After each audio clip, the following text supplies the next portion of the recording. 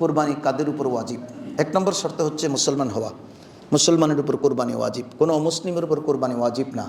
এখন প্রশ্ন আসতে পারে যে হুজুর তাহলে মুসলমান কারা? মুসলমান রসুল করিম সাল্লাল্লাহু আলাইহি ওয়াসাল্লাম কিন্তু 73টি ফেরকার কথা বলেছেন। এই একটি ফেরকা বাদে আর বাকি 72টা ফেরকা কিন্তু অমুসলিম ঘোষিত হয়েছে এবং রসুল জাহান্নামী বলেছেন। এই আকীদা যাদের গলত, ওই 72 ফেরকার উপর কোরবানি ওয়াজিব না। ওরা কোরবানি দেওয়ার কোনো দরকার নেই। কোরবানি ওরা দেওয়ার কারণেই গরুর দাম বেড়ে যায়। ওরা না দিলে হকপন্থী যারা, ওরা কিন্তু খুব সস্তায় গরু কিনতে পারতেন। আপনাকে তো কোরবানি আপনার উপর না, আপনার ইমান ঠিক নাই।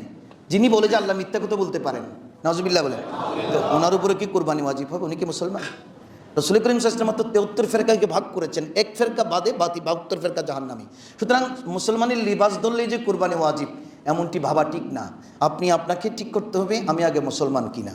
যদি আপনি মুসলমান হয়ে থাকেন, মুসলমান কি আপনি আপনাকে আল্লাহর কাছে সঁপে দিয়েছেন কিনা, সারেন্ডার করেছেন কিনা, আল্লাহর হুকুমের উপরে নিজকে সঁপে দিয়েছেন কিনা, আল্লাহ যা যা করতে বলেছেন তা করেন কিনা, যা যা নিষেধ করেছেন তা বাদ দেন কিনা। এসব কিছু যদি আপনার ঈমান আকীদা মজবুত হয়, এক নম্বর কন্ডিশন, তখন পাওয়া যাবে যে আপনি মুসলমান। মুসলমান হলে এখন আপনি মুকিম হতে হবে। মুকিম মানে আপনি মুসাফির নন। মুসাফিরের জন্য কিন্তু কোরবানি ওয়াজিব না। যেমন যারা হজে গিয়েছেন এরা কারোর উপর কোরবানি ওয়াজিব না। এখন প্রশ্ন আসতে পারে যে হুজুর হজ কাফেলাকে যে আমরা কোরবানির টাকা দিই, এটা হচ্ছে ওয়াজিবুদ্দম, দমে শুকরিয়া যেটা বলে, এটা কোরবানি নয়। ওয়াজিবুদ্দম দমে শুকরিয়া এটা আমরা যারা আফাকি, বাংলাদেশ, ভারত, পাকিস্তান থেকে আমরা যারা হজে যাই, আমাদের হজের কার্যক্রমে আমাদের অগোচরে যদি কোনো ত্রুটি হয়ে যায়, সেই ত্রুটি মাপ পাওয়ার জন্য হজ শেষে কোরবানি দেওয়া, এটাকে বলা হয় ওয়াজিবুদ্দম বা দমে শুকরিয়া। হজের জন্য আমাদের 6টি ওয়াজিবের মধ্যে একটা ওয়াজিব, সেটা আপনি পালন করি, এটা কোরবানি নয়। হ্যাঁ, আপনি যদি অর্থবিত্তওয়ালা হন তাহলে চাইলে আপনি কোরবানিও দিতে পারবেন। একটা ওয়াজিবুদ্দম দমে শুকরিয়া আর একটি কোরবানি। কোরবানি দেওয়াটা মুসাফিরের জন্য মুস্তাহাব।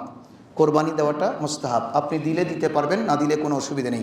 দিলে ওই সেন্সে আমরা দিই যে আমরা তো ইব্রাহিম খলিলুল্লাহ স্মৃতি বিজড়িত মক্কা নগরীতে আর কোরবানি জীবনে দিতে পারবো না, এই নগরে আমি একটা কোরবানি দেব। যদি আপনার তৌফিক থাকে আপনি মুস্তাহাব হিসেবে দিতে পারবেন।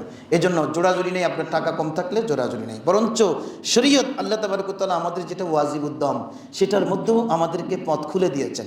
সেটাও যদি কারো টাকা না থাকে, দেখা গেল যে আপনি হজ কোনো রকমে করেছেন, 5 লাখ 6 লাখ টাকা জোগাড় করেছেন বা আপনার কাছে ছিল, আপনি ওটা দিয়ে হজ করতে গিয়েছেন, এবং 50,000 টাকা লাগতেছে আবার বাংলাদেশি টাকায় আপনি কোরবানি ওয়াজিবুদ্দম করে দেওয়ার জন্য, তখন আল্লাহ তাবারক ওয়া তাআলা বলেছেন ওটা দিতে না পারলেও আপনি সেকেন্ড অপশন আপনাকে দিয়েছেন, ওখানে 3টি রোজা রাখবেন আর বাকি 7টি দেশে এসে রোজা রাখবেন।